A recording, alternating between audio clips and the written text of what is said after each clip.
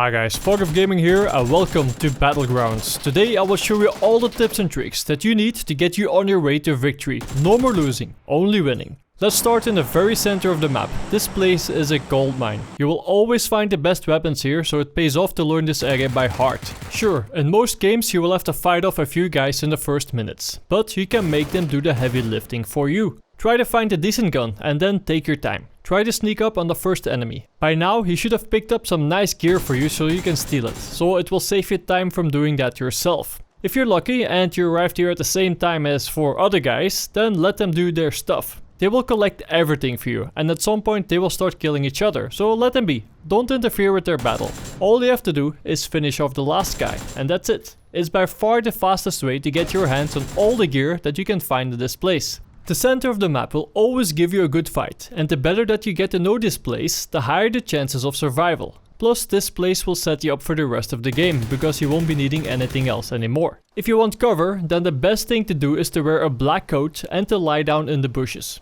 A guy standing on top of you won't even see you. The perfect loadout for PlayerUnknown's Battlegrounds consists of 1 medium range gun and 1 long range gun. Forget about submachine guns, they're only good at close range firefights. Most of the time, the last part of the game will take place outdoors. So far, it only occurred twice that the last circle was anywhere near a building. So only use submachine guns in the very beginning and get rid of it as soon as you find something better. I will show you how you should set yourself up for maximum success later in the video. When the game starts, remember or write down where the airplane came from and which trajectory it took.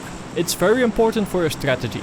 If you know where the enemy is, then the odds will be in your favor. Most people will jump out as soon as it flies over land. If the airplane flies over the center of the map, then you will see another big group of people jumping out over here, for all the obvious reasons. And hardly anybody can wait long enough until the airplane reaches the far edge of the map. So if you decide to jump out over here, you will probably be the only one. Not many people have the patience to wait that long. A good strategy is to jump out near the middle of the map and then go to the far left or the far right. That way you can keep all the enemies behind you, and if the gameplay comes your way, then you will have the advantage. Make sure that you know a few buildings around here by heart so that you can take advantage of all the flanking possibilities and so that you know where you might find the better weapons. Adjust your playstyle and position according to the equipment that you find. If you can't get your hands on a long range gun or scope, then try to stay indoors, or try to go for a spot that will give you a lot of cover so that you can get close to the enemy. When you're falling, then look around and see how many people that go to the same area so that you know how many people you should kill. Remember to use all of your equipment. I had no problem getting to the last 10 guys. My problem was finishing it. Until I discovered the painkillers and the energy drinks. They can push you the extra mile, and that can mean the difference between winning and losing. So make sure that you use everything when you're one of the last guys standing.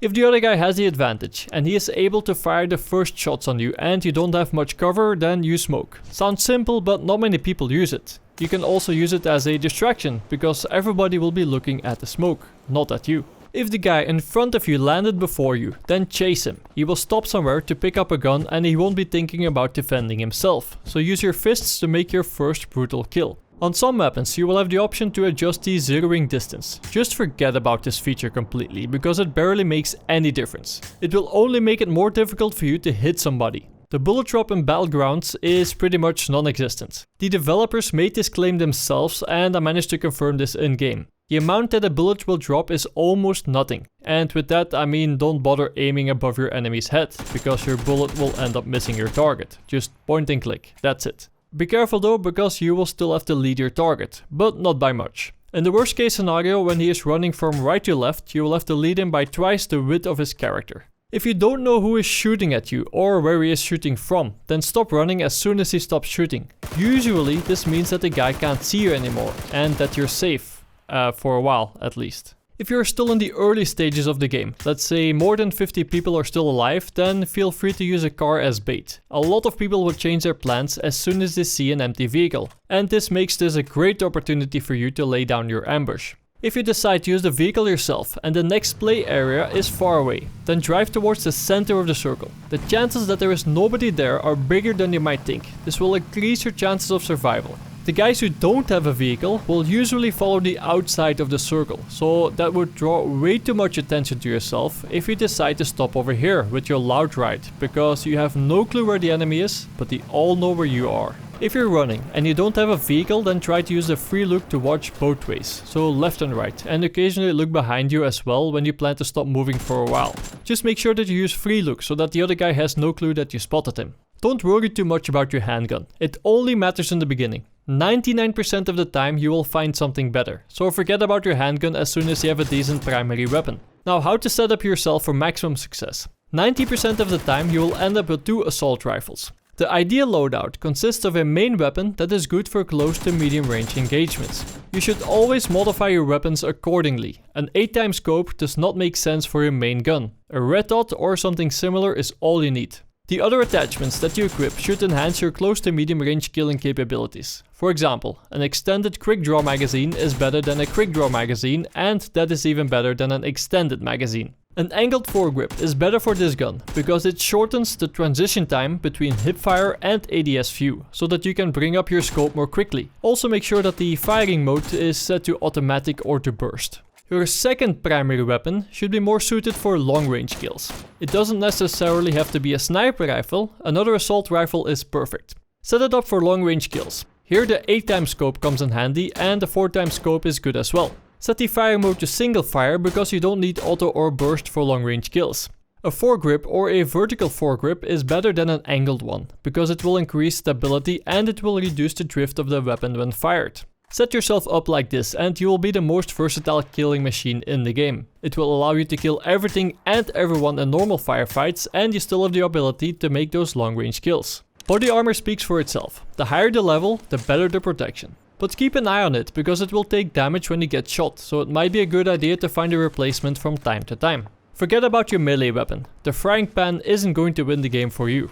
If you didn't get a long range scope for your second assault rifle, then just use a red dot. You would be surprised how accurate you can be. Always check the place where you normally pick up weapons from. Sometimes the guns are hidden in the floor. When you see a fight happening, then just let them be. No need to interfere, unless absolutely necessary. The easiest way to walk away from this is to let them do their thing while you are setting yourself up for an easy kill. Wait until one of them is stealing all the stuff from the other guy that you just killed. You will be stuck in a menu. Get close enough and just finish him off. On the other hand, you should also pick your fights wisely. Killing somebody is easy. Knowing when to leave is not. If the other guy is in a superior position and he managed to hit you a few times, then it might be a good idea to back out of this fight. The chances are not in your favor, and the last thing that you want is to die here and now. You want to make it to the final. A victory is more important than killing one guy during the early stages of the game. Try to jump out of the airplane as close as possible to the place where you want to be. Dive straight down so that you can get there faster than anybody else. The quicker you get your feet on the ground, the bigger your chances of survival.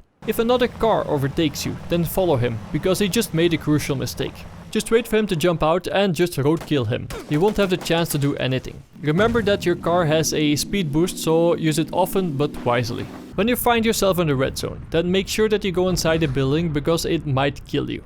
In the beginning, the play area will get smaller faster than you can run. At some point it is at approximately the same speed. So you will be able to keep up with the blue circle on the map when it's getting smaller, when there are about 30 people left. Now, it's not based on player count, but we don't have an in-game timer, so it's all we got. At least you have something now so that you can estimate it. A clean headshot does not necessarily kill an enemy if he is wearing a proper helmet. Never drive up to a building and park your car right next to it. Everybody who is inside that building will hear you and they will have the advantage. A good tactic is to use a car as an ambush location or even a supply drop, but this is a little bit more risky. Try to balance your playstyle. Be aggressive at the right time and corner your enemy. Don't let them get away if you have the upper hand. On the other side, sometimes you have to let your enemy make the mistakes and let him come to you. Let him come close and strike at the right time. Make sure that you hold your fire until you're absolutely certain that you will kill him. Now, just for info, you can also shoot from a car mafia style, even when playing solo. Just swap seats, press the right mouse button and start shooting. It's not the most accurate thing to do, but it will definitely surprise your enemy. In PlayerUnknown's Battlegrounds, it's okay to be a sneaky bastard, so always remember to lie down and to use the terrain to your advantage. Be aware of your surroundings and be sneaky. This small bush was all it took for me to get close to the last guy without being seen. The only thing that I had to do was to kill him without exposing myself. While you're here, why not check out one of these videos? And by the way guys, the YouTube likes and shares are very helpful to me. If you think that this video is worthy, would you mind taking a moment to like this video and to share it with all your buddies? This was Fog of Gaming, thanks for watching, and I will see you in Battlegrounds.